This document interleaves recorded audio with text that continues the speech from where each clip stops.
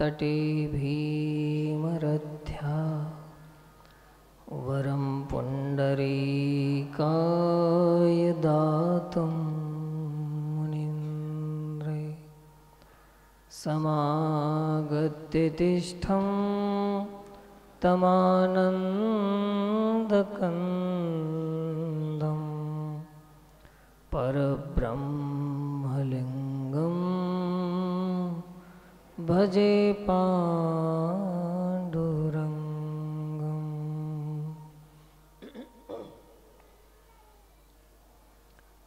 राम हरे राम हरे राम हरे राम राम हरे राम हरे राम हरे राम।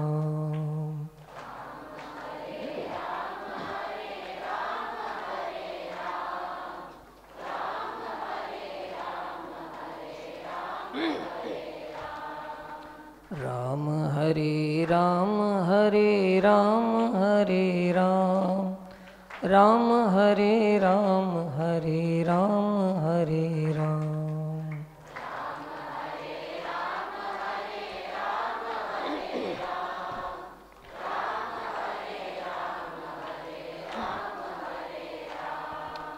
राम हरे राम हरे राम हरे राम राम हरे राम हरे राम हरे राम।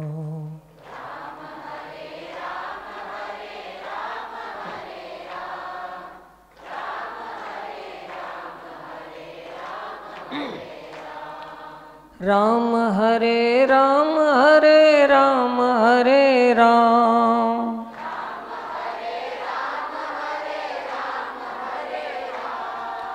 राम हरे राम हरे राम हरे राम।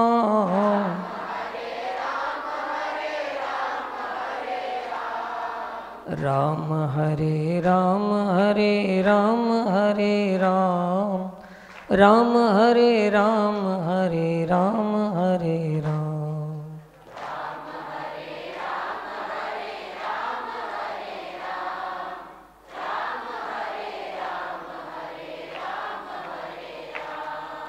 राम हरे राम राम हरे राम राम हरे राम।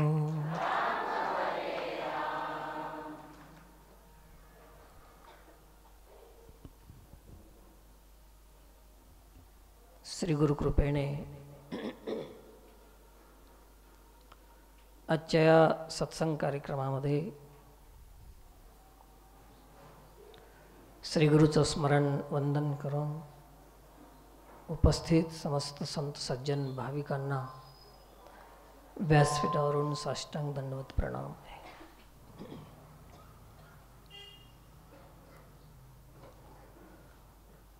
भगवान श्रीराम तत्वाचा आस्वाद घेत घेत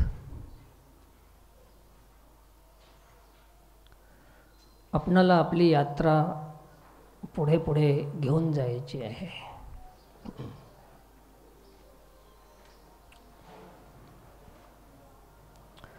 जीवाला राम तत्वाच्या आस्वादाची आवश्यकता आहे। जोपर्यंत आपल्या जीवनामध्ये आस्वाद मिळत नाही, राम तत्वाचा आस्वाद मिळत नाही, तोपर्यंत आपल्या जीवनातला वाद विवाद मिटत नाही। तोपर्यंतच हे वाद आहे जोपर्यंत आस्वाद नाही। म्हणून जीवाला प्रयत्न करायचा आहे आस्वादाचा। राम तत्व आहे, पवित्र तत्व आहे, पवन तत्व आहे, पावन तत्व आहे, परम तत्व आहे इत्यादी राम तत्वाला समजून घेत घेत जेव्हा आपण त्याचा आस्वाद घेतो तेव्हा आपल्या जीवनातला वाद खंडून जातो। आणि राम तत्व हे अभेद आहे। भेद आहे तरच वाद आहे. म्हणून तुका म्हणे भेदा भेद गेला वाद खंडोनी.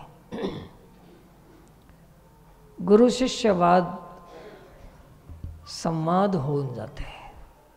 आस्वाद घेण्याच्या उद्देशानं सत्संग केला आपण तर वाद भी संवादामध्ये परिवर्तित होऊन जाते.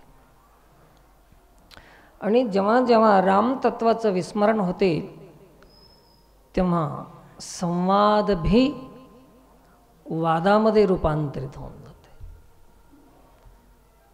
म्हणून आपल्या जीवनामध्ये वाद का मिटत नाही? भेद मिटला नाही. भेद का मिटत नाही? परमतत्वाचा स्वाद आला नाही. परमतत्व हे सर्वामध्ये आहे,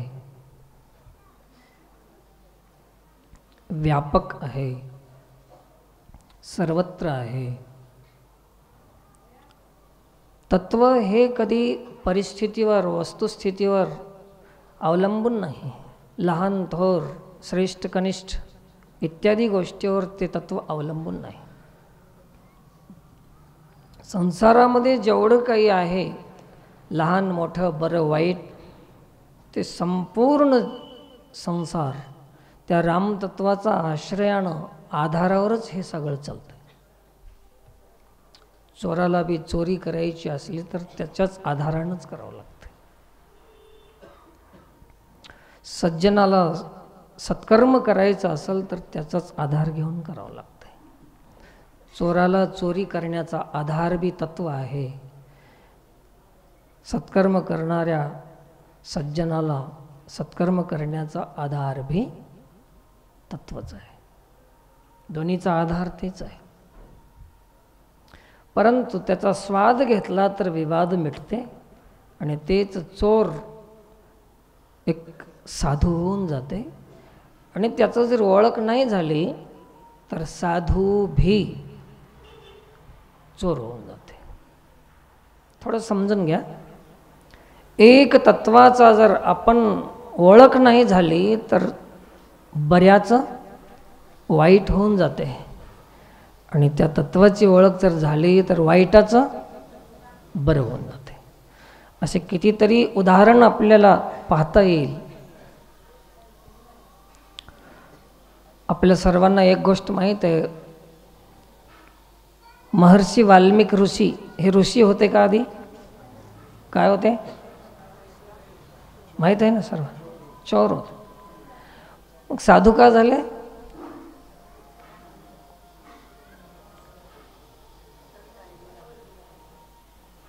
साधू होण्याचं कारण काय? तर राम तत्वाची ओळख झाली त्याला. आणि कोण करून दिली? नारदानं करून दिली. तेव्हा ते चोराचा साधू झाला. आणि जर आपण साधू म्हणून जरी ठरवून घेतला आणि लोकांनी जरी आपणाला ती उपाधी दिली, डिग्री, हरिभक्ती परायण, श्री श्री पूजनीय वंदनीय वैराग्यमूर्ती, अमुक मूर्ती, तमुक मूर्ती, हे सगळे नावं जरी लोकांनी दिले आणि त्या तत्वाचा जर आपणाला स्वाद नसेल, ओळख नसेल, तर हे साधू भी काय होते? सांगा ना एक बार. भीती वाटाली का? चोर होऊन जाते. होऊन जाते नाही, झाले, सगळे चोरच झाले. बस फरक एवढाच आहे की ते चोर रात्री लुटत होते आणि हे चोर दिवसा लुटायला लागले.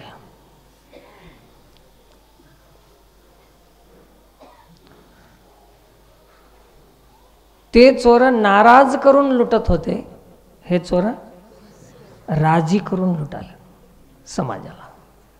आधी राजी करायचं, प्रसन्न करायचं. मला तर तुम्ही तर माफ करता की नाही, पण देव बी करते की नाही, एवढं लय पुढे गेले आता. माझं मलाच वाटायला की जास्त पुढे चालले आता. पण आहे तर केवळ सत्य आहे. आता काही उपायच नाही.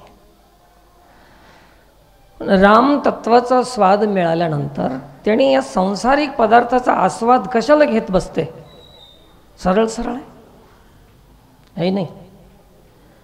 जब किसी को परम तत्व का स्वाद मिल जाता है तो फिर ऐसे हल्के फुल्के स्वादों को क्यों चखता हो? आवश्यकता नहीं पड़ती। जब तक परम तत्व की पहचान नहीं होती, खोज नहीं होती, तब तक ये सारी चीज़ें अपने को महत्वपूर्ण लगने लगते हैं और इसी के उलझन में ये जीव पड़ जाता है। आपण बी सध्या सांसारिक स्थितीमध्ये एवढं मग्न, लग्न, संलग्न आणि तल्लीन होऊन राहिलेले आहोत। याचं कारणच एक आहे, राम रसाची या चवी आन रस रुचती केवी। रामरस मिळाला नाही तर हे आनरस, आनरस म्हणजे सत्ता, संपत्ती, पद, पदवी, प्रतिष्ठा, गादी, उपाधी, ये सगळे कोणते रस है? आनरस। एक है राम रस और बाकी सब आनरस है। हे सगळ्या आनरसाची चव कशामुळे यायली? राम रसाची प्राप्ती झाली नाही। आणि जिथं रामरसाची प्राप्ती होते तिथं आम्ही पोहोचलो नाही, आणि आम्ही जिथं पोहोचलो तिथं रामरसच नाही। असे भानगडी झाल्या, सगळी फुटाफूट होऊन गेले। परेशान है जीव।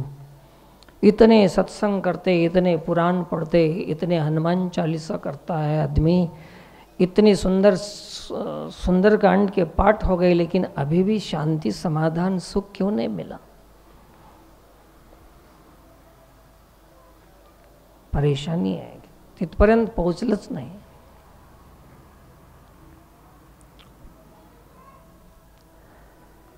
त्या पूर्वीच्या लोकांनी प्रपंच रचना भोगून त्यागली। संतांनी काय केली?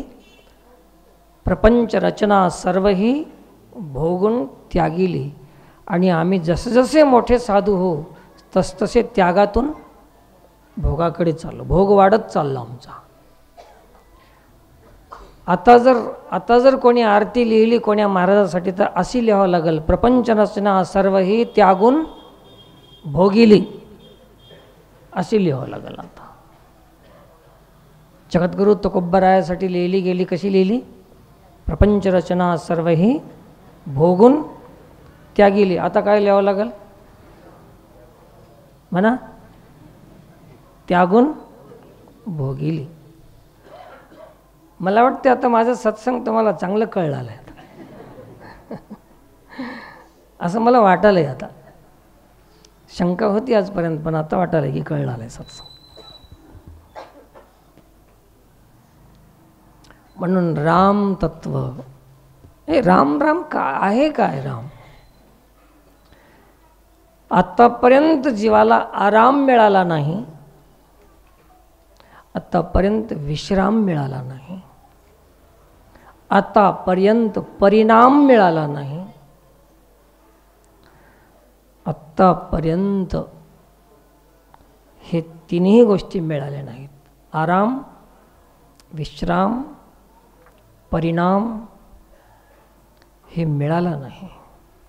याचं कारणच एक आहे की एक मिळाला नाही तर हे सही काहीच मिळणार नाही। राम मिळाला नाही तर काहीच मिळत नाही। विश्वामित्राच्या यज्ञामध्ये यज्ञसिद्धी कशानं झाली? आधी होत नव्हती। मारीच, सुभाऊ,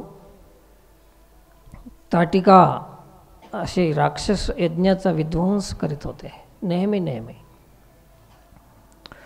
शरादपी शापादपी असं सामर्थ्य विश्वामित्राकडे होतं। श्राप दिलं तर जळून जाते।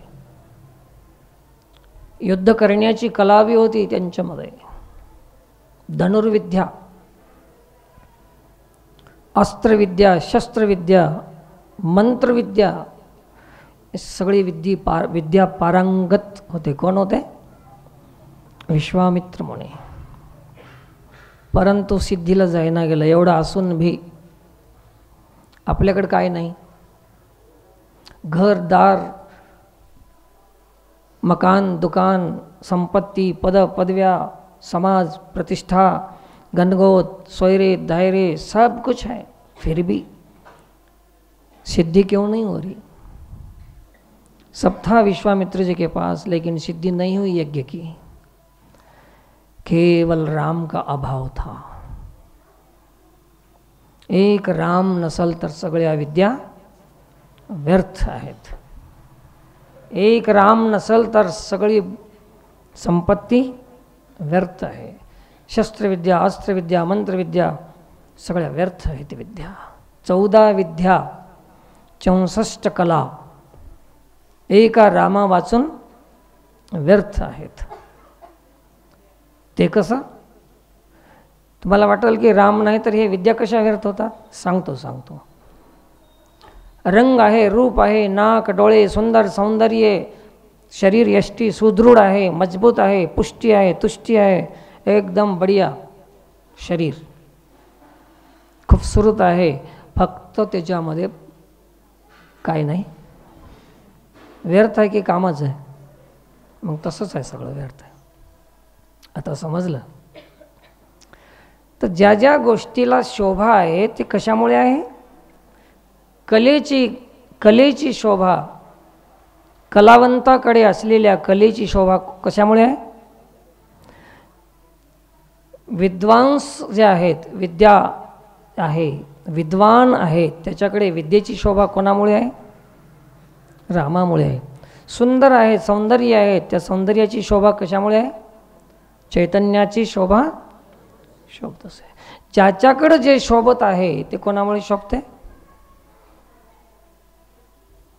घमेंडीमुळे, रामामुळे शोभते. राम नाही तर ह्या कशाचं बी काम नाही, सब व्यर्थ आहे.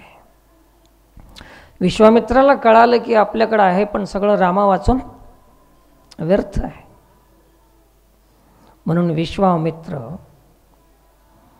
रामाची मागणी करण्यासाठी दशरथाकडे आले आणि त्यांनी घेऊन गेले.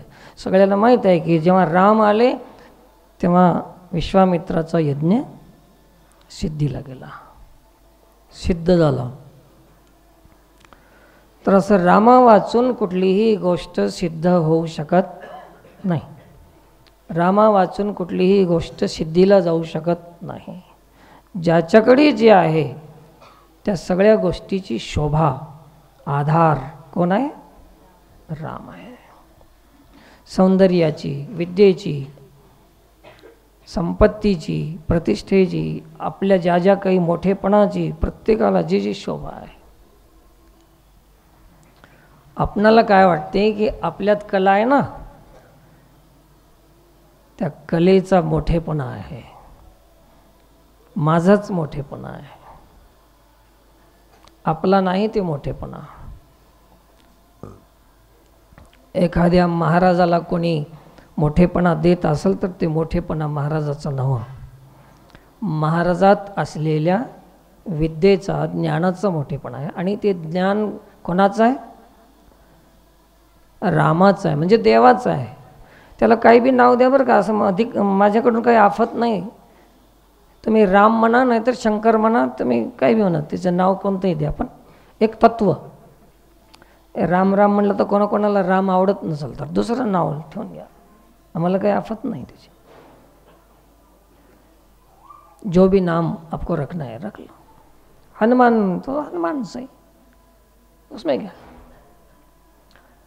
परंतु एक तत्व, नाम दृढ धरी मना, हरीशी करुणा येईल तुझी. एक राम तत्व आहे आणि ते तत्व आपल्यातच नसून, तत्व त्याला म्हणतात की जे सर्वात आहे, सर्वात राहते, ते तत्व आहे. तत्व शब्द आला की समजायचं की ते जे सर्वात राहते तेच तत्व आहे. आणि म्हणून तत्वाचं दर्शन झालं समाधान होते, तत्वाचं दर्शन झालं शांती होते. तत्वाचं दर्शन झालं, विवादमुक्त होते. मी मागे एकदा सांगण्याचा प्रयत्न केला होता, इथं सांगितलं नाही माहीत नाही. एक ओवी आहे, गुरुतेथ ज्ञान, ज्ञानी आत्मदर्शन, दर्शनी समाधान, अथी जैसे. एक ओवी आहे, याच्यात 4 गोष्टी आहेत. गुरु 1, ज्ञान 2, आत्मदर्शन, समाधान, 4 बात आहे. ज्ञान कुठं आहे? जिथं गुरु आहे तिथं. आत्मदर्शन कुठं आहे? तर ज्ञान आहे तिथं. आत्मदर्शन कुठं आहे? जिथं ज्ञान आहे तिथं, है ना. समाधान कुठं आहे? जिथं आत्मदर्शन आहे तिथं. मराठी समजेल तुम्हाला. गुरु कुठं आहे? जिथं ज्ञान कुठं आहे? जिथं गुरु आहे तिथं, है ना. आत्मदर्शन कुठं आहे? जिथं ज्ञान आहे तिथं. समाधान कुठं आहे? जिथं आत्मदर्शन आहे तिथं. इकडून आता इकडून बघा, गुरु कुठं आहे? तिथं ज्ञान आहे. ज्ञान जिथं आहे तिथं आत्मदर्शन आहे. आत्मदर्शन आहे तिथं समाधान. आपली खटपट कशासाठी आहे? अजून का झालं नाही? आतापर्यंत झालं नाही. एक कारण आहे.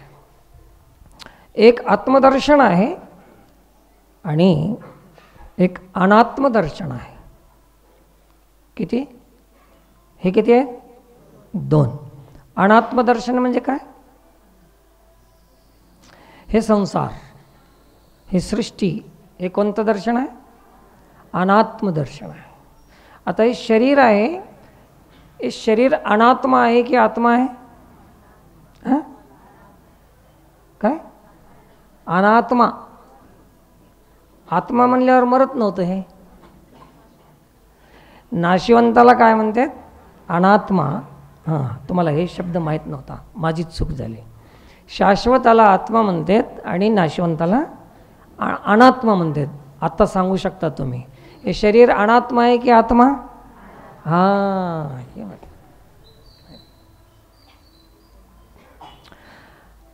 अनात्मदर्शन एक आहे. अनात्मदर्शनामध्ये समाधान होत नाही, म्हणून आत्मदर्शनानंच समाधान होते. काय होते तर त्याचं कारण आहे की अनात्मा मध्ये विषमता आहे सृष्टीमध्ये. आता इथं आपण जमलेले माणसं एकसारखे आहोत की अलग अलग आहोत? अलग अलग आहोत. अलग अलग असलेल्या माणसामध्ये आत्मा अलग अलग आहे की एकसारखा आहे? हां, श्रोते खूप छान आहेत, शहाणे आहेत श्रोते, ध्यान लावून ऐकालेत. मग अनात्मामध्ये अनेकता आहे, अनात्मामध्ये विषमता आहे आणि आत्म्यामध्ये समता आहे. समबुद्धी घेता समान श्री हरी समता आहे. समता ज्याच्यामध्ये आहे ते एक आहे आणि विषमता ज्याच्यामध्ये आहे ते अनेक आहे. अनेक असल्यामुळे काय होते की त्याच्यामध्ये स्पर्धा सुरू होते, निवड सुरू होते. निवड कळाली ना. आता तुम्ही एखादी मुलगी पाहायला जातात, गेल्या गेल्या डायरेक्ट जे बघली तेच पसंत करणार. 10, 20, 25, 50 लईच मस्तीवाला असला तर 100 बी बघते. का बघते तर अनेक आहेत, विषमता आहे. एक काळी आहे, एक गोरी आहे, एक खुजी आहे, एक उंच आहे, एक जाड आहे, एक रोड आहे, माझ्यासारखी अलग अलग अलग अलग आहेत. इतक्या मुली पाहण्यामध्ये समाधान होते का? तसं सृष्टीमध्ये कोणतीही गोष्ट एकसारखी नाही, अनेक प्रकारची असल्यामुळे हे याचं दर्शन समाधान देऊ शकत नाही. विषमता आहे सृष्टीमध्ये, विषमता आहे. एक पाहिलं तर त्याच्याहून दुसरं चांगलं वाटते, ते पाहिलं तर त्याच्याहून तिसरं चांगलं वाटते. समाधान कुठं होते?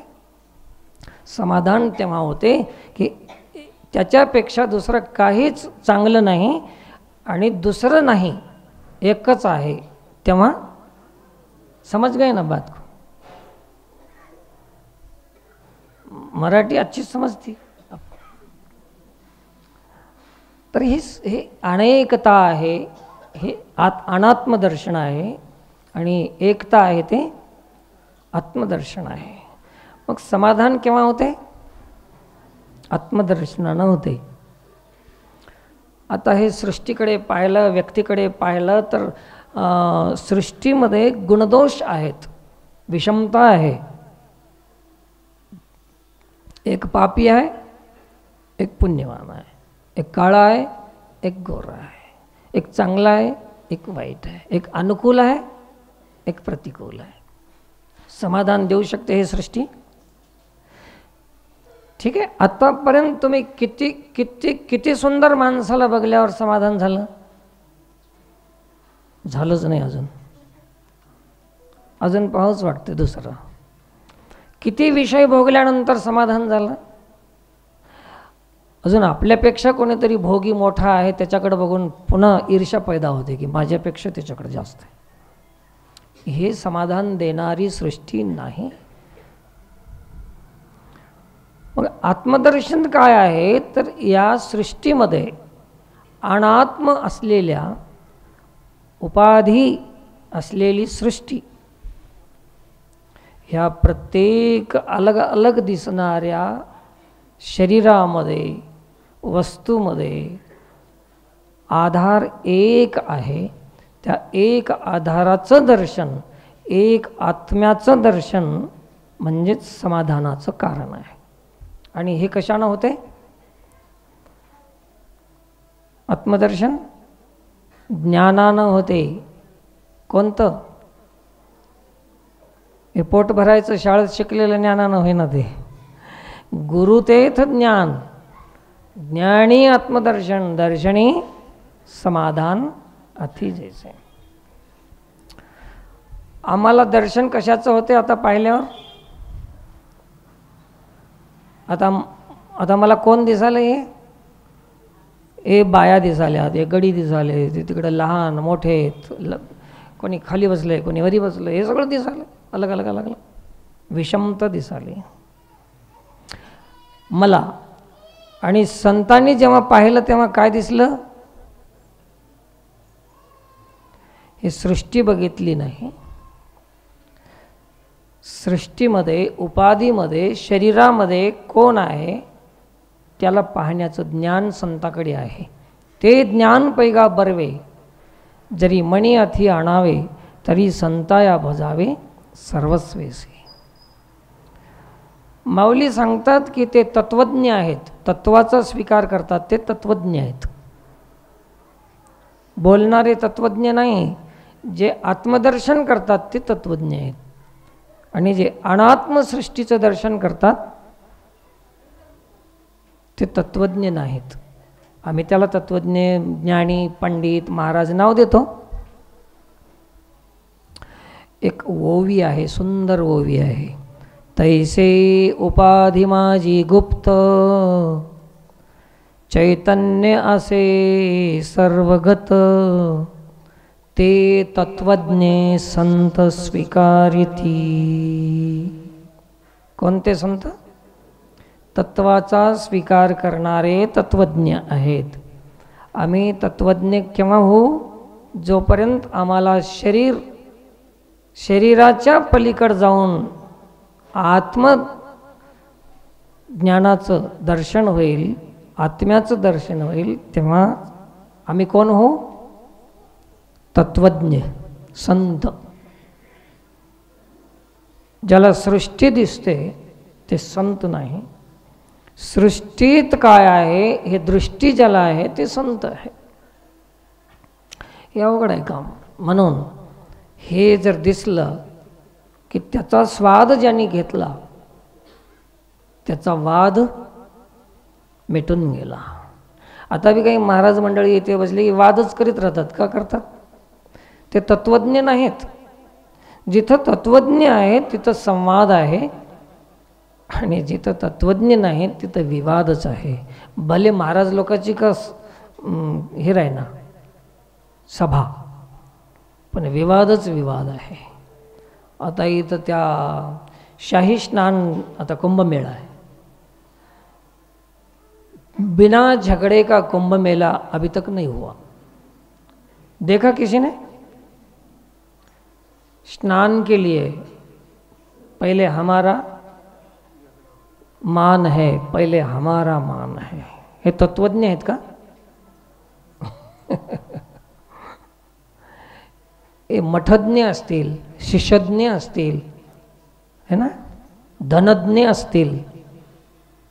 हे मी द्यायला नाव आहेत, पोतीमध्ये नाही ते नाव. धनज्ञ, मठज्ञ, शिष्यज्ञ, काय काय नाव देऊ होतं त्याला, परंतु तत्वज्ञ नाहीत. तत्वज्ञापाशी भांडणाचा विषयच नाही, भांडण मिटून जाऊ. शाही स्नानासाठी मोठे मोठे जटा जमिनीला लोळाल्यात, जटा एकमेकाला मारू मारू गेलेत. आमचा मान आहे पहिला शाही स्नानाचा, आमचा मान आहे. याच्यातलं क्रोधच गेला नाही, वादच गेला नाही. कशामुळे? तत्वज्ञ नाही. या जगामध्ये तत्वज्ञ फक्त संत होऊन गेले, जे कधी मानासाठी हापापलेले नव्हते. तुल्य निंदा स्तुती मौनी. मानापमानयो, मान आणि अपमान दोन्हीला समान मानणारे फक्त संत होते. आम्हाला सहन होत नाही अपमान, आम्ही तत्वज्ञ नाही. मान अपमान. महाराज लोक सांगतात की तुकोबरायाची गाढवावर बसून दिंडी काढली म्हणून.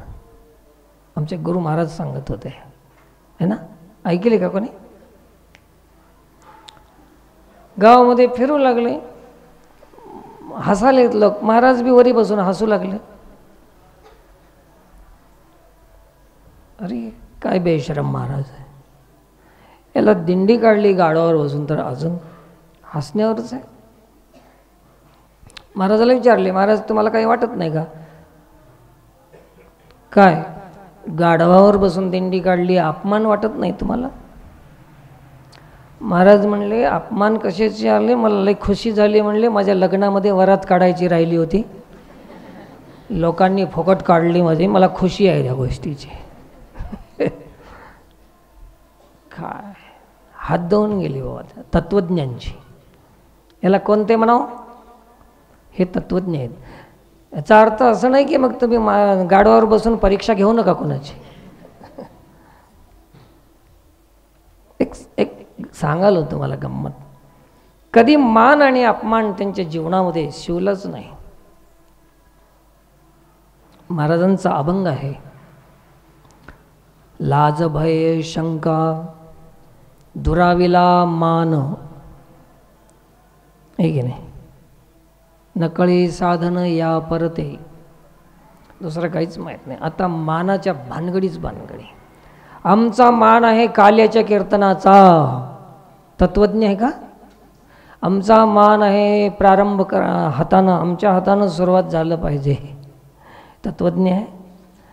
आमच्या हातानं नारळ फुटलं पाहिजे, तत्वज्ञ आहे. आमच्या गळ्यात फुलाचा हार पडला पाहिजे, तत्वज्ञ आहे.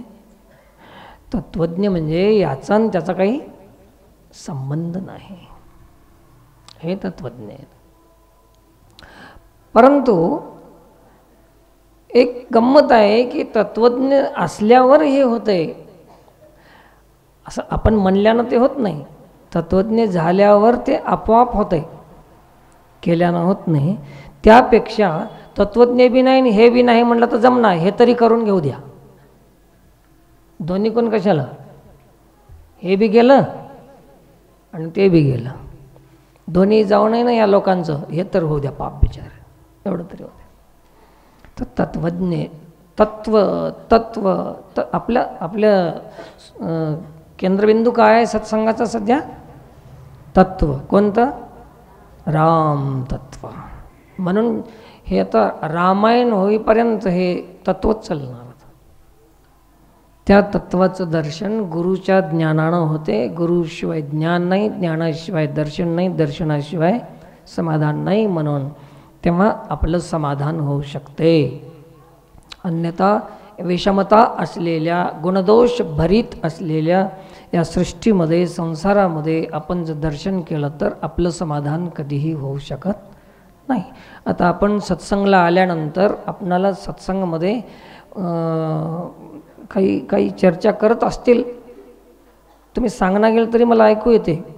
जाता जाता म्हणतात, बघ नाक घेऊन आली अनेक लई चांगली असल्याने. झालं, हिनं तत्वदर्शन केले का संसार दर्शन केले? शरीर बघितले, हे गुणदोष आहे, हे गुणदोष आहे. हेच नाही, बाहेर बी याच्यात बी कोणीतरी राहतेच. कसं पुढी बसलं आणि की होऊन एखादी लईच सज्जन असल्यावर झालं. काय दिसलं त्याला? तत्वदर्शन झालं, व्यक्तिदर्शन झालं. व्यक्तीमध्ये गुणदोष आहे, तत्वामध्ये गुणदोष नाही, म्हणून विवाद नाही, म्हणून समाधान आहे. तर समाधान शब्द गुणदोष, विषमता, भेद, वाद सगळ्या गोष्टीच्या पलीकडला विषय आहे. काय? समाधान. आणि आपण कोणीकडे हुडकालो त्याला? ह्याच्या अलीकडेच हुडकालो. एखाद्या संग भांडण करून समाधान घेण्याची इच्छा आहे आपली, शक्य आहे? हे समाधान भांडण करून नाही, भांडणाच्या पलीकडला विषय आहे. एखाद्यावर अन्याय करून समाधान होण्याची अपेक्षा आपल्यामध्ये आहे, परंतु हे समाधान अन्यायाच्या पलीकडला विषय आहे. एखाद्याला बुडवून, आक्रमण करून, अभिलाष करून आपण समाधान, एखाद्याचं 2 एकर घेऊन खुश होण्याची इच्छा आहे आपल्यामध्ये, समाधान होण्याची इच्छा आहे, परंतु हे 2 एकरच्या लुबाडाईच्या आक्रमणाच्या पलीकडला विषय आहे. कोणता? समाधान. आता तुम्ही कोणीकडे शोधायला व्हायला? अलीकडे शोधत बसलेला विषय आहे. आणि तो आहे कुठं? तो पलीकडला विषय आहे. म्हणून याला पलीकडला विषय असल्यामुळेच याला 4 त्याला हे दिलेले आहेत: गुरु, ज्ञान, आत्मदर्शन आणि मग समाधान. हे 4. वैखरी, मध्यमा, पश्चंती आणि मग परा. परा म्हणजे या सगळ्याच्या पलीकड. आम्ही अलीकड शोधतो. तर समाधानाचं जे काही तत्व आहे ते समाधान मिळण्यासाठी त्या तत्वाची गरज आहे. आणि ते समाधान तत्वामुळे होत आहे, तर हे सगळ्या गोष्टीच्या पलीकडला आहे तो विषय. आणि आम्ही याच्यामध्येच मिसळून आहोत. चला, थोडीशी रामकथा. हे तत्वज्ञान, समाधान ध्यान ठेवा. समस्त ऋषी मुनीची जी मांदियाळी आली होती, त्यांचा संकेत होता की त्रिशिरा, खर आणि दूषण हे 3 राक्षस या परिसरामध्ये आहेत, अरण्यामध्ये आहेत, दंडकारण्यामध्ये आहेत आणि ते घात करतात. अनेकांचा घात करीत आलेले आहेत. हे ऐकून राम, लक्ष्मण, सीताजी हे सगळे अरण्यामध्ये प्रवासामध्ये आहेत. जाता जाता अजून एक आश्रम वाटेमध्ये भेटला. त्या आश्रमामध्ये एक ऋषी राहत होते. त्या ऋषीचं नाव आहे आत्री ऋषी आणि त्यांच्या पत्नीचं नाव काय? अनुसूया. हे दाम्पत्य त्या वनामध्ये आपल्या आपल्या आश्रमामध्ये विश्वकल्याणार्थ तप करीत, जप करायचे, यज्ञ करायचे, इत्यादी सत्कर्म करीत राहायचे. राम, लक्ष्मण, सीता हे 3 जण त्या अत्री ऋषी आश्रमामध्ये पोहोचले. जाऊन एकमेकांचं स्वागत आगत सत्कार पूजा जे काही करायचं ते झालं. राम बसले अत्रि ऋषीजवळ आणि जे सीता माता आहे अनसूया मातेकडे सांगून दिलं की आतमध्ये जा तुम्ही, आणि ती अनसूया मातेकडे जाऊन बसली. ऋषी आणि राम इकडे संवाद चालू आहे आणि अनसूया माता आणि सीतादेवी हे तिकडे त्यांचा संवाद चालू आहे. जसं विभाग आहे, जसं महिला महिला एकीकडे बसले आणि पुरुष पुरुष एकीकडे बसले, संवाद चर्चा चालू आहे. अत्रि ऋषीनं रामाला सांगितली कथा, इकडं सांगायला सुरुवात केली. यांचा संवाद आहे तोपर्यंत तिकडं अनसूया मातेनं एक वस्त्र दिलं. असं वस्त्र दिलं की ते वस्त्र कधी मळणारच नाही, कधी धुवायची गरज नाही. विमल काय म्हणतात त्याला? विमल. निर्मल शब्द अलग है. जो कभी मैला होने के बाद धोया जाता है उसको निर्मल बोलते हैं, और जो मैला ही होता नहीं उसको विमल बोलते हैं. ध्यान रहते. मग हनुमान चालिसामध्ये एक विमल शब्द आहे. कुठं सांगा बरं, माहित नाही. वर्णव रघुबर विमल यश. यश म्हणजे यश. विमल शब्दाचा अर्थ काय? जे मळालंच नाही. आणि निर्मळ, हे निर्मळ आहे म्हणजे धुतलेलं आहे, मळालेलं आहे. आणि विमल म्हणजे जे मळालंच नाही. तर असं एक विमल वस्त्र दिली. कोण? अनसूया मातेनं विमल वस्त्र सीता मातेला दिलं, धारण केली. असे काही मंत्र दिली, असे काही वस्तू दिली काही की राक्षस आक्रमण करू शकणार नाहीत, राक्षसाची बाधा होणार नाही, घात होणार नाही, आत्मघात होणार नाही, इत्यादी मंत्र, अस्त्र, वस्त्र, विद्या, शक्ती अनसूया मातेनं आपल्या तपाच्या सामर्थ्यानं सीता मातेला, की वनामध्ये असताना तिला काहीही होणार नाही, इत्यादी सामान वस्तू दिल्या तिला. इकडे रामानं सांगितलं की ते म्हणले अनसूया माता आहे. घरामध्ये अनसूया माता सांगाली की ते माझे अत्रि ऋषी आहेत. त्यांच्या आशीर्वादानं मी हे सगळं साध्य केले. मी कोण बनाले? अनसूया माता. आणि तिकडे अत्रि ऋषी सांगालेत रामा ते आहे ना घरामध्ये, तिच्या तपामुळे मी हे सगळं साध्य केलं. काय कमाल आहे. तुम्ही काय करणार? फरक कळाला की नाही आपला आणि त्यांचा? एक दुसऱ्याची सराहना, एक दुसऱ्याचा सन्मान, एक दुसऱ्याची प्रतिष्ठा राखून ठेवण्याचं काम.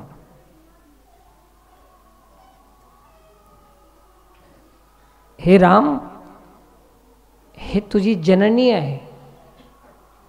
हे अनसूया माता आहे ना, हे पूर्वजननी आहे तुझी. राम म्हणाले पूर्वजननी. रामाला माहीत आहे, पण संवाद आहे आता. कशी आहे माझी पूर्वजननी? मग त्यांनी सांगितली कथा. एका काळामध्ये पार्वती, लक्ष्मी आणि कोण? सरस्वती, ब्रह्मा विष्णू महेश यांच्या बायका. या तिघीमध्ये स्पर्धा असायची, चर्चा असायची की कोणाची साडी भारीची दिसाव. या तिघीमध्ये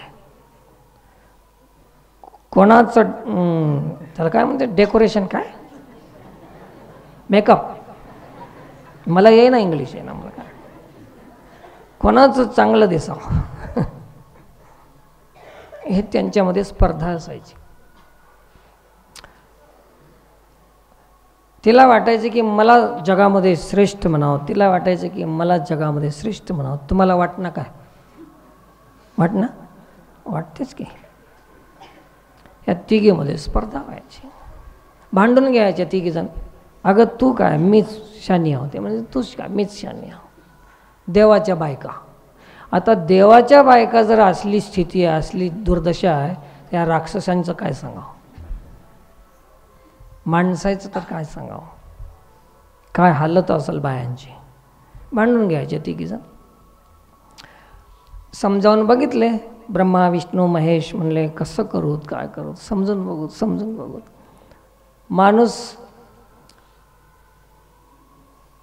ह्या देवाचं भेव सगळ्या जगाला आहे, पण बायको भीती काय? बायको भीत नाही कोणाची बी. कलेक्टरला सगळे मर्यादा देतील, पण देत नाही. हेच आपली रीतच आहे. आता ब्रह्माची बायको भियायची नाही, विष्णूची तर भियायचीच नाही. एकाची बी भी ना गेले, दाटवून गेलेलं.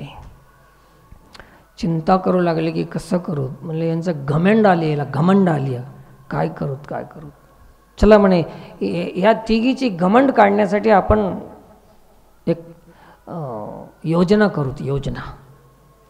फिर ये तीनों ने एक योजना बना ली. निकल गए वहाँ से तीनों भी, ब्रह्मा विष्णु महेश. बोले तुम झगड़ा कर लो घर में, विवाद करते रहो, तो हम अब रूठ के चले जा रहे हैं. तीनों के तीनों घर से निकल गए. कहाँ गए? अत्रि ऋषि सांगालेत कि हमारे आश्रम पर आ गए ये तीनों. माता अनसुया के पास आने के बाद पूछने लगे कि हमको भोजन की व्यवस्था है क्या. परसों भी हमारे पास आए थे नागा साधू. नागा म्हणजे भोंगळे, नागवेच. इथं पटवारीगुड्याला आले होते परवा. तर ते भोंगळे आहेत तर आहेत, पण दुसऱ्याची नागवण करीत निघालेत. इथून तिथून 500 दो, 1000 दो, गांजा दो. वो तो नंगे हो गए, लेकिन और दूसरों को नंगा बनाने का काम चल रहा. निघाले. तर तसं तिथं आल्यानंतर ते म्हणले आमची व्यवस्था आहे का. पटवारी गुड्याला आले. मी म्हणलं व्यवस्था नाही, हेच अवस्था आहे. मलाच कोणी आणून दिलं तर खाता, मी कुठली व्यवस्था करू. निघून गेले. तसं हे ब्रह्मा विष्णू महेश आले आणि म्हणले माते व्यवस्था आहे खाण्याची. ते म्हणले का बरं नाही. आणि ते अशा ह्याच्यामध्ये आले होते की त्यांच्यामध्ये एवढं सामर्थ्य होतं. ते ऐकून होते की दुष्काळामध्ये एक 10 वर्षाचं आवर्षण म्हणजे पाणी पडलं नाही, त्याला आवर्षण असं म्हणतात. ही मराठी भाषा आहे, इंग्रजीमध्ये जाऊ नका. आवर्षण 10 वर्षाचं होतं, त्याच्यामुळे पीक पिकलं नाही. तर त्या काळामध्ये गौतम ऋषी सकाळी साळी पेरायचा, सकाळी साळी पेरायचा, दुपारी अहिल्यानं तांदूळ तयार करायचे आणि संध्याकाळी ऋषी जेवू घालायचे ब्राह्मण. सकाळी पेरायचं, दुपारी तांदूळ तयार करायचे अहिल्या, संध्याकाळी ब्राह्मण जेवायचे. परंतु फक्त ब्राह्मणाचंच रक्षण करीत होती अहिल्या आणि गौतम. पण बाकीचे जे 4 वर्ण होते ते उपाशी राहू लागले. तेव्हा अनसुया मातेनं त्याच्यामध्ये विषमता नव्हती, भेद नव्हता. मोठी अधिकारी माता, तिनं बाकी इतर वर्णासाठी आपल्या तपाच्या सामर्थ्यानं फळाची निर्मिती करायची आणि सगळ्यांना फळमूळ खाऊ घालून 10 वर्ष वाचविलं. कोण? अनसुया मातेनं 10 वर्ष वाचविलं. कोणाला? ज्याला गरज होती त्याला देऊन. कोणाला देत जाओ? जिथं गरज आहे तिथं. तुम्ही कोणाला देता? तोंड बघू बघू अनसुया होऊ शकतो. जहाँ आवश्यकता आहे वहाँ 10 वर्ष वाचली, चला पुढे लवकर लवकर. मग हे कळालं कोणाला? ह्या ब्रह्मानी, पार्वती आणि लक्ष्मी या तिघीला कळालं. आणि अनुसूया मातेची कीर्ती जगात होऊ लागली. तर हे ऋषीची बायको असून लोक तिला वर्णन करालेत. तिला काही देवत्व नाही, पद नाही, पदवी नाही, लोक तिला कसं मानालेत, आम्ही तर देवाचे आहो, म्हणून त्यांना ईर्ष्या पैदा झाली. बघा आता तिनं मेहनत कराली, तप कराली, तिचं वर्णन लोकांनी केलं तर ह्यानं कशाला जळावं? हे जळायचं काय की काय समजतच नाही. सेवा करायला पदन पदव्यान गाद्याच पाहिजे का? अरे संवेदना पाहिजे. संवेदना असेल तर सेवा होते. संवेदना नसून बी जरी हे पद राहिले तरी सेवा शक्यच नाही. आज आपण पाहतो. मग ते आले आणि मग ते म्हणले, मातेनं सांगितलं की ठीक आहे तुमची आत्ताच व्यवस्था करून देते भोजन. आणि तिने सगळ्या गारगोट्या जमा केलेल्या होत्या. म्हणले तुझ्यापाशी काहीच नाही, कसं एक गारगोट्याचा भात करतो म्हणली. गारगोट्या दगडाचा, एवढी ताकद त्या मातेची. ते म्हणले पण एक शर्त आहे म्हणले. तिचं सत्व घ्यायला आलते की आमच्या बायकापेक्षा हिला कमी करावं. तर काय करावं? हिचं जे पतिव्रता धर्म आहे ते नष्ट करावं. देवलोकाचा बी स्वार्थ, आपलीच बायको चांगली राहो. देखा तिने म्हणली सांगा काय शर्त आहे? काही नाही म्हणले, नग्न होऊन स्वयंपाक करून घालावं जेवायला, म्हणजे पतिव्रता धर्म नष्ट होऊन जाते आणि मग आपल्या बायका श्रेष्ठ होतात. हे नष्ट झालं की ते श्रेष्ठ आपोआप होते. हे प्लॅनिंग, हे योजना. ते म्हणले हरकत नाही. जाऊन पतीची आज्ञा घेतली, दर्शन घेतलं, चरणतीर्थ घेतलं आणि तेच चरणतीर्थ आणली आणि ब्रह्मावर विष्णूवर टाकून दिली पाणी. बस त्या तपानं ते काय झाले? लहान लहान झाले, बाळ झाले. 6 महिन्याचे झाले तिघं बी. 2-2 दिवस कमी समजा आता, असे 6 महिन्याचे बाळ झाल्याबरोबर हे जसं शर्त होती त्या शर्तीनुसार तिनं ते स्वयंपाक केले. ठीक आहे. आणि मग त्यांना ते 6 महिन्याला तर ते थोडं खातेतच है ना, अन्नप्राशन होतेच की, ते बी पतलं पतलं करून खाऊ घातले. मग त्यांना पाळण्यामध्ये टाकून झोका देऊ लागली. ते 6 महिन्याचे होऊन गेले.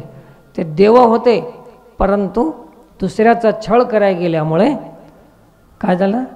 बाळ झाले. छळ भी माणसाला मोठ्याचं बाळ करते. छळ बाळ बनिलं त्याला. आणि ते लघवी, त्याच्यामध्येच हागणं, मुतणं, हात कालविणं, ही दुर्दशा कशामुळे झाली? छळ केल्यानं होती या. हे अनुसूया मातेनं दाखिलं. मग हे वाट पाहिल्या. संध्याकाळ झाली. फोन लावली लक्ष्मीनं. हॅलो.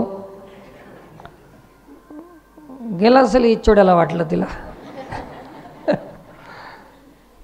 कुठवर राव, फोनच उचल ना. रिंग यायला पण फोनच उचल ना. आता ते 6 महिन्याचे लेकरू कसं फोन उचलेल? तिनं म्हणले कसं माझा फोन उचलनाच गेले, ते कुठं आहेत की काय पता नाही, रुसून गेले वाटाले. तुझं तर लावून बघ. महादेवाला तर फोनच नव्हता, ते ठेवायचंच नाही फोन, त्याचा पत्ता कसा काढायचा? तिनं भूताईला सांगितलं की जा मसनवाट्यानं बघा महादेव कुठं आहे माझा. तिच्याकडे ते व्यवस्था होती. सगळे भूत सगळ्या सृष्टीमध्ये फिरू लागले. महादेव हुडकीत, कुठंच महादेव नाही. काय गोष्ट? भूताला काय गोष्ट? अनुसूयाच्या दरबारात जायची ताकद आहे भूताची? जाऊ शकत नाही. देवायची हे दशा, भूत कुठून पोहोचतील? ब्रह्माने हे सगळ्याने प्रयत्न केल्या, काहीच व्यवस्था होईना गेली, जमना गेलं. शेवटी पत्ता काढीत काढीत काढीत काढीत काढीत ते तिघी स्वतः घरून निघाल्या बाहेर. आल्या, पत्ता लागला. माता अनुसयाचं तिला नाव माहीत होतं, कीर्ती ऐकून होते, जळत होत्या, तिथंच आल्या. न जाणू तिथं तर जाऊन बघून. कधी कधी माणसाला जिथं जाऊनही वाटते ना तिथंच जायची पाळी येते. जिथं नको वाटते ना तिथंच जायची गरज पडते की बार. कमाल आहे. आले ते तिघी बी तिथं आल्या. म्हणल्या माते तुझ्याकडं आलते म्हणा. हो आलते म्हणे. कुठं आहे? हे काय आहे? येतच आहे पाळण्यामध्ये आहेत.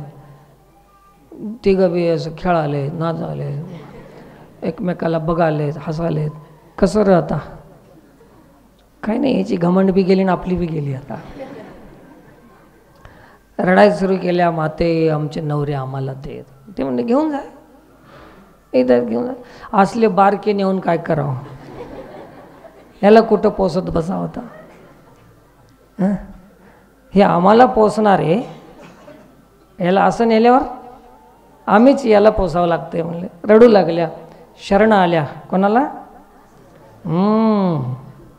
देवाच्या बायका बी शरण यावं लागते. हे कशाचं सामर्थ्य आहे? आचरणाचं. नुसतं पदाचं सामर्थ्य राहत नाही. सामर्थ्य कशात राहते? आचरणामध्ये राहते. पदानं मोठ्या कोण होत्या? देव्या. आणि आचरणानं मोठी कोण आहे? हे तर माहीत आहे ना तुम्हाला. पदाच्या मागं लागू नका. मोठं व्हायचं असलं तर आचरण करा. मग ते आल्या, तिचे दर्शन घेतल्या. म्हणले ठीक आहे. पुन्हा आपल्या पतीचं दर्शन घेतली आणि सांगितली की म्हणले यांना पाठवून द्यायचं आहे. म्हणले ठीक आहे, टाक पाणी. पुन्हा दर्शन घेतलं, पुन्हा पाणी टाकलं. पुन्हा ब्रह्मा विष्णू महेश मोठे मोठे झाले. म्हणले घेऊन जा आता, तरी घमंड करू नका, जा. ते म्हणले घरला यावं का आम्ही आता? तुम्ही आता बोलणार नाही ना काही?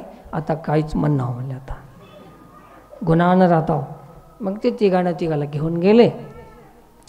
रामानं विचारलं की हे सामर्थ्य, हे तप कुठं केली अनुसया मातेनं?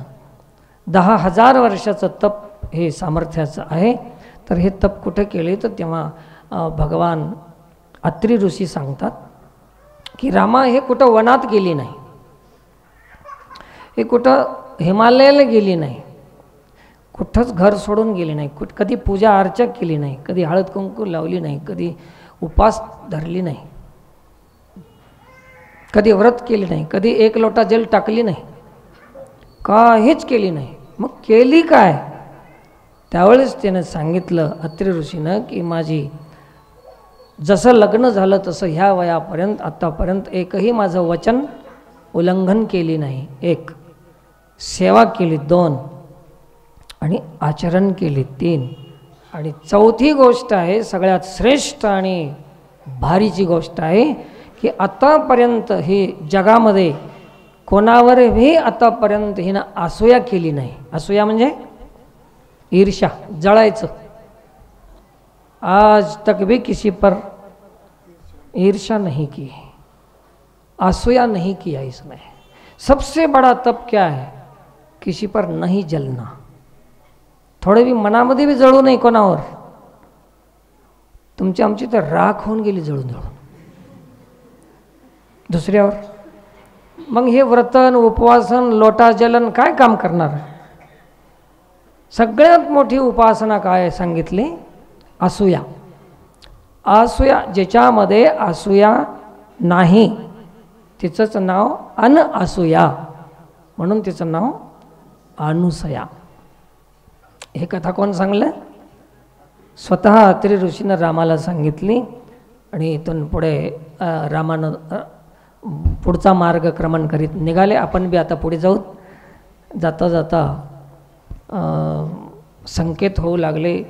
प्राणी पशु पक्षी धावत पळत निघाले होते आपला प्राण वाचविण्यासाठी. रामानं विचार केला की काहीतरी संकट आहे. तेव्हाच हे वाघ, सिंह, पशु पक्षी, प्राणी हे सगळे प्राण घेऊन पळत चाललेत. कोण असेल कोण असेल असं विचार करीत करीत वनामध्ये प्रवेश करत होते. एवढ्यामध्ये राम पुढे होते, लक्ष्मण त्यांच्यासोबत होते, सीता थोडी मागे पडलेली होती. एवढ्यामध्ये एक विराध नावाचा राक्षस होता. त्याचे लंबे लंबे हात होते आणि त्यांनी त्या सीतेला पकडलं आणि जवळ घेऊन आपल्या मांडीवर बसवलं. सीता आक्रंदन करू लागली, रडू लागली. रामाने आवाज ऐकला, माघारी फिरले. पाहिलं तर काय विराध राक्षस आहे. यांचा संवाद झाला. तू कोण, तू कोण, याने आपला परिचय सांगितला, त्याने त्याचा परिचय सांगितला. तेव्हा रामाने त्याला बाण मारला आणि विराधाचा वध झाला. वध झाल्यानंतर त्याच्यातून दिव्य शरीर तयार झालं. विराध राक्षसानं सांगितलं की मी गंधर्व तुंबर होतो. मी तुंबर माहीत आहे? नारद तुंबर हे देवापसले माणसं आहेत. तर त्याला गाण्यासाठी बोलिलं होतं देवानं, ऋषीनं का देवानं. आणि ते गात असताना ते गाण्यासाठी ते पिऊन आला होता.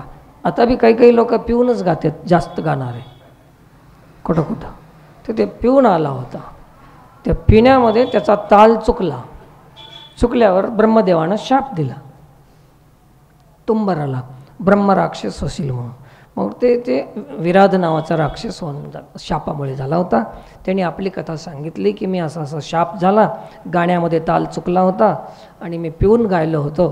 तर गाणाऱ्याला बी संदेश मिळाला की गायचं असेल तर पिऊन गाऊ नये. आणि म्हणून त्याला की विमान आलं, विमानामध्ये बसून तो आपल्या स्वर्गलोकामध्ये निघून गेला. आणि इकडे राम लक्ष्मण सीता पुढे आपला पुढचा प्रवास करू लागले. आपण आपला पुढचा प्रवास करू. आजची कथा इथंच थांबते आणि पुन्हा आपण पाहूया दुसऱ्या सत्संगमध्ये काय होईल ते. तर हे रामतत्व सगळ्या गोष्टीचा आधार आहे. दुष्टता दुर्जनांचा वध करीत करीत हे सगळं पुढे चाललेलं आहे. रामतत्व सगळ्याचा आधार आहे. म्हणून दुष्ट लोकांचंही तारण्यासाठी रामतत्वच समर्थ आहे. रामाचं मारणंच नव्हतं तर तारणं होतं. हे शक्ती त्या तत्वामध्ये आहे. तर शरण जाणाऱ्याला तर बिनचूकच तरुण जाणं आणि शक्य आहेच, याच्यामध्ये संदेह नाही. रामतत्वाची ओळख करण्याचा आपण प्रयत्न पुन्हा करू. स्वाद घेत राहू आपण. झालेली सेवा भगवतचरणी समर्पित करून सेवेला पूर्णविराम. पुंडलिक वरदे हरी विठ्ठल, ज्ञानदेव तुकाराम, पंढरीनाथ भगवान की जय.